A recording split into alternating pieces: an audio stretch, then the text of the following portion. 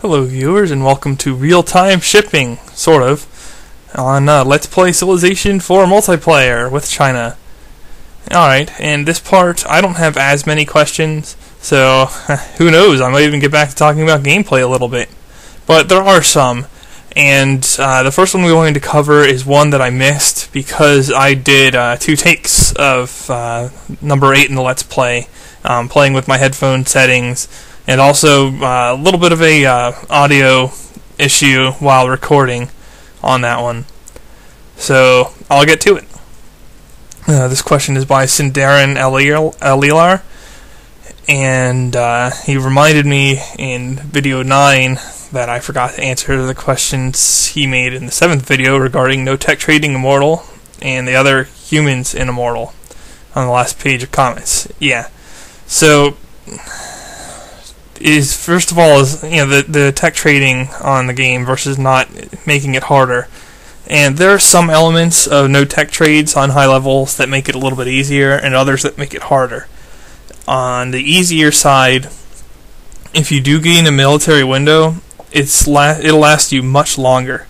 So you don't have to worry about them getting magic rifles, because nobody's going to trade them rifles, and they're probably nowhere near it if you're attacking them, for example. On the flip side, there's no, usually the human benefits from trades more than the AI, because the human can think a little bit and plan ahead, whereas the AI just, slopshod and makes its trades. So you come out on a beaker advantage from trades relative to AI, typically. So usually, then, having no tech trade on is a disadvantage because you don't get as many favorable trades with the AI as you would if you had trades on. Now, obviously, there's some exceptions to that, like you spawn isolated, or you only have one other AI on the continent that isn't Mansa Musa, so the AI won't be willing to trade any technologies except for monarchy, monotheism, and alphabet, because it considers them monopoly tax. So, yeah. If you're in a situation like that, having no tech trade on is favorable, because then the AI can't take advantage of tech trades over on the other continent where they all know each other and are willing to trade. So it's a little bit hit or miss there. I would say on average, no technology trading makes the game a little bit harder, just because it's harder to get the +4 Diplo from fair trade early in the game, unless you gift a city over or something. And it's just a little bit harder to stay with the AI and tech normally. And in a couple situations it's easier, but I would say on average the Immortal no tech trades is harder than Immortal with tech trades. And same goes for Deity. It's not going to be easy to keep up with the AI tech pace without being able to trade monopoly techs. Certainly. My guess is that it could be done, but only by the elite players at that level. I can win on Immortal no tech trading. I will not always win on Immortal no tech trades, though. Sort of like I don't always win on Immortal anyway. So, yeah. Now, if you involve humans and there are no AIs, then I don't see a big difference between the difficulties. For example, if you are able to just spam cities because you're on Noble, well, your opponents will be able to do that too. And if you can't because you're on, Immortal or Deity and the barbs are an issue, and maintenance is an issue, well, that cuts both ways also. So it's really just a question of who can adjust to the various difficulty settings and play in superior fashion to the opposition that game.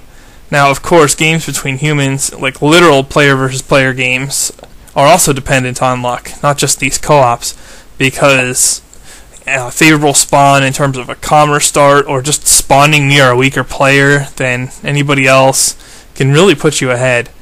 Rushing out like the one scrub in the game for double land just kind of screws everybody else over, even if they're equal skill to you, even if they're a little better than you. There's not much you can do against somebody with twice the cities who's competent. So it can be a little bit of a luck box in terms of the multiplayer. And that's why I don't do a lot of competitive multiplayer in this game, because it's so luck dependent. I mean, even your strategic resources can hose you really badly. Like, say you don't get metal, and it's just a pillage party. So, yeah, I don't do a lot of it. But the difficulty level is probably the least of the concerns for multiplayer between humans when you're fighting each other. Okay, moving on. I only saw one other actual question regarding gameplay in the comments for Mao 9 thus far, and that comes from Stewie0416, who also has a significant forum presence. I see him on there a lot. Anyway, he wants to know why I didn't land my troops right outside Ragnar's capital. And I actually thought about a number of options, including attacking Hannibal first, since he was better technologically and would probably get rifles, or maybe he had rifles at first by then. Not sure. But the reason I didn't land troops on Ragnar's capital first and rather chose the closer point is I thought, well, maybe I can shuttle my troops after landing them in the city, because if you unload a stack of units in a city from a transport, they can move on the same turn you unload them. So I was thinking, well, I can save some ship time there if I'm producing a lot of units and just put wave after wave of units into the first city I capture and move them up to the front lines relatively quickly. You know, as if it were right next to my city, as opposed to a significant portion of across the world. Then later on, of course, as you can see, I chose to just ship further anyway, because I had the heroic, epic, settled great general ships, and they were just cleaning up.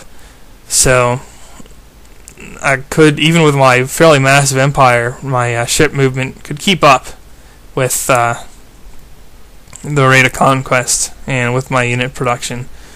So I don't know, maybe it was a bit of a judgment error, but at this point I really wasn't too worried either. So yeah, and that about does it for the comment question, which is a little bit surprising because I've had things to answer up until now. So I guess now, as I promised, I will do some rating of starts from easiest to hardest. Probably the easiest start in this game was Mackie's with Korea. Now, her Civ wasn't the best. That probably goes to QNL. But still, if you want to have a high score on this game, and I'm not saying it's the easiest, but for getting the highest score possible in this game, Mackie probably had the best start. And that's because she had land access to 3 different AIs to rush. Germany, the Vikings, and Carthage. And although it's not easy to do it, if you do set up a steamroll and go through those 3 civs, there's no way any other human on this map could have competed. And if she started rolling early in the game, then she might have been finished with the Vikings by the time I finished with Pakal there, and really nobody would have been able to touch her. Second easiest,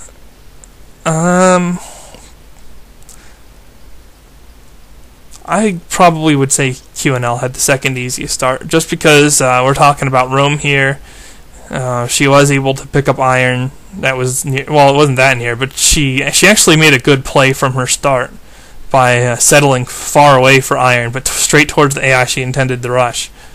If I were her, I might have snuck an extra city up or two near me, but she really dominated Lincoln using her Praetorians, and that was impressive. She probably had the second easiest start because she had a clear AI next to her that was readily rushable with her unique unit. So there's a big drop-off between Mackie's start and hers, though, because Mackie's the only one that didn't have to go through humans to fight multiple AIs. After that, I would say actually Dan Q had the third easiest start, or I don't know. I would say between Dan Q, myself, and MLS, they were all similar. They all had a not so close by, not so easy to rush AI, and well, Pakal's pretty easy to rush, but not when he's 20 tiles away. And human contention between MLS and myself for Pakal. So MLS and I had an easier AI to attack, but on the flip side, we were kind of fighting over that in a sense in terms of who got there. So easier to attack, but you had to get there before a human, versus harder to attack, but you were assured of conquering it. But Tokugawa is not an easy target. But both MLS and Dan could also have gone the naval route, and attacked Carthage much sooner than they did. Really, either of them could have been there long before I declared on the Vikings, for example. So it's hard to pinpoint. I would say just Mackey and QNL had clearly superior starts for farming score, but otherwise, not so big a deal.